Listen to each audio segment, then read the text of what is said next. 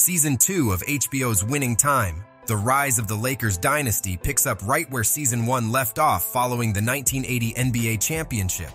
Controversial and innovative Lakers owner Jerry Buss returns after shocking the basketball world and shaking things up with a somewhat reckless approach to winning that ultimately revolutionized sports entertainment. Magic and Kareem continue their electrifying brand of basketball, while Jerry West, Jason Segel, Paul Westhead, and Pat Riley oversee the operation from the sidelines. Season 1 took a number of creative liberties in order to dramatize the events that take place on the show, including the severity of the real-life feud between Magic and Lakers point guard Norm Nixon.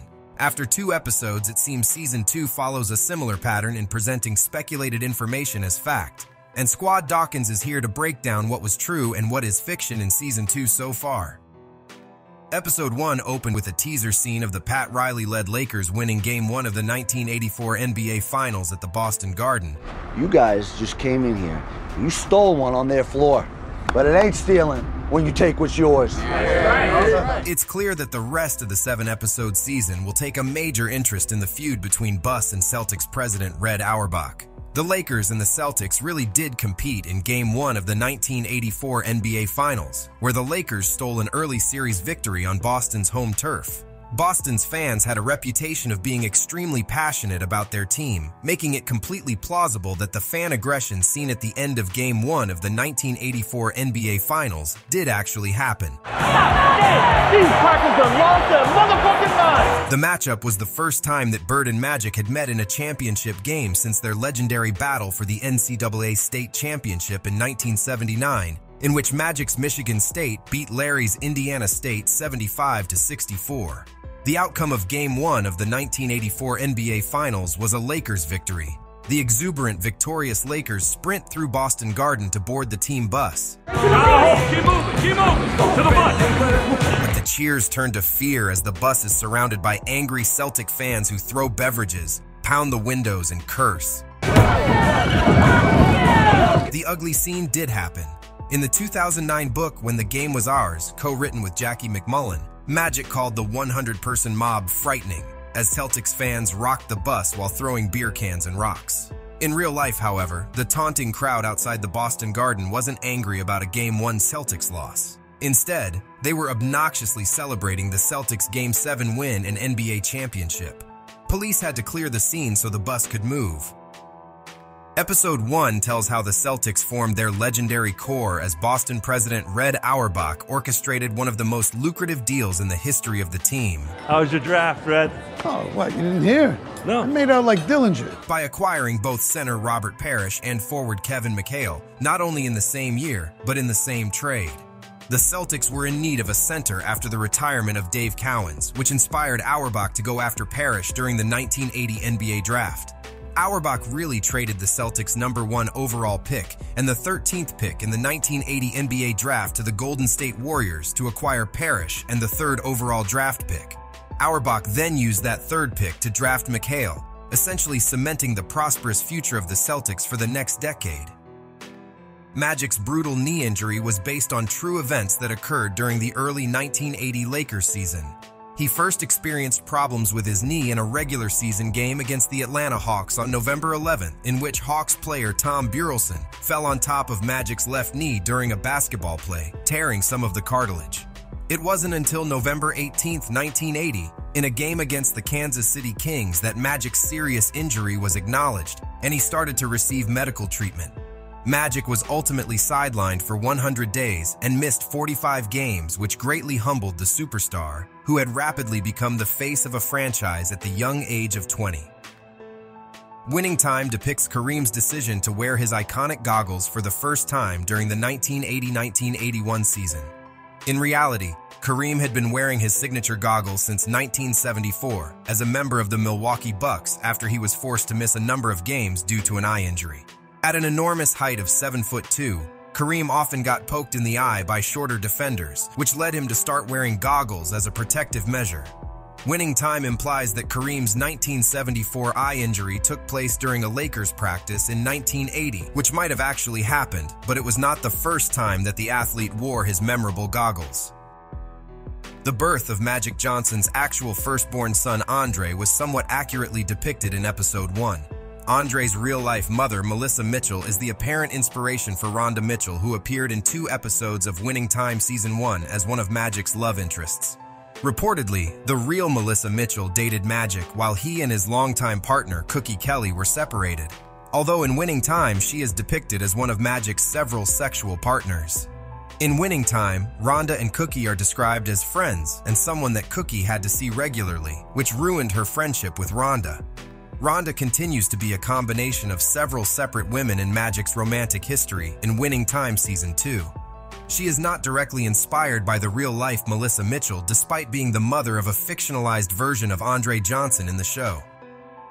Jerry Buss really found both the Los Angeles Lasers, an indoor soccer team, and the Los Angeles Strings, a professional team tennis franchise. The Lasers were founded in 1982 and were actually operated by one of Jerry's sons, Johnny, as the fictionalized Jerry promises him in the show. John, you are the new owner-manager of our indoor soccer team. You can have that country band of yours play at halftime. The Lasers integrated much of Jerry's signature Showtime energy and entertainment offerings, such as the Laker Girls, who doubled as the Laser Girls from 1982 to 1989. The Lasers drew many celebrities and prominent figures in Hollywood and played their home games at the Forum. Johnny was the president of the Lasers until 1985 when Jimmy Buss took over until the team dissolved. Jerry founded and owned the Los Angeles Strings from 1974 to 1978 before revitalizing the franchise in 1981 by making his then 19-year-old Jeannie Buss general manager. Father of the fucking year. Much like her father's 1980 Lakers, Jeannie was able to lead the Strings to a team tennis championship in her first season in 1981. On top of getting a new slick-back hairdo, which he claimed to have rocked before Pat Riley made it famous, Paul Westhead also switched up his offense after sealing the deal on a $1 million contract. As he entered into his first season as head coach, his energy and confidence was high after his successful title-winning run last season. While the players were concerned with his attempts to fix a strategy that wasn't broken, Westhead was determined to show bystanders that his genius could take on a new style, just like his hair. I call it the system. His fast-paced running game, The System, was really called that. He couldn't think of a more creative name, and that title just stuck. Your system called the system? That ain't sexy. His goal behind the style was for the team to get the ball down the court as fast as they could and get a shot off in less than 10 seconds. He introduced the team to the gameplay during the Lakers' first official practice at the College of the Desert. Another truth that happened in real life was Jerry Buss's pay increases for players. Following the Lakers' 1980 championship win, Buss could see that the league's new free agency rule would ramp up the players' market value. In an effort to get ahead of it and solidify the Ballers' loyalty, he gave them a short-term raise. We're going to pay them more than any of these other cheapskate owners. And that means our boys are going to bleed for us. Kareem's salary was raised from $650,000 to $1 million. Jamal Wilkes was raised from $350,000 to $600,000. Norm Nixon's was raised from $65,000 to $400,000. Michael Cooper's was raised from $35,000 to $250,000, and Jim Chones was raised from $250,000 to $350,000. Episode 1 shows us the start of a so-called beef between Magic and Kareem.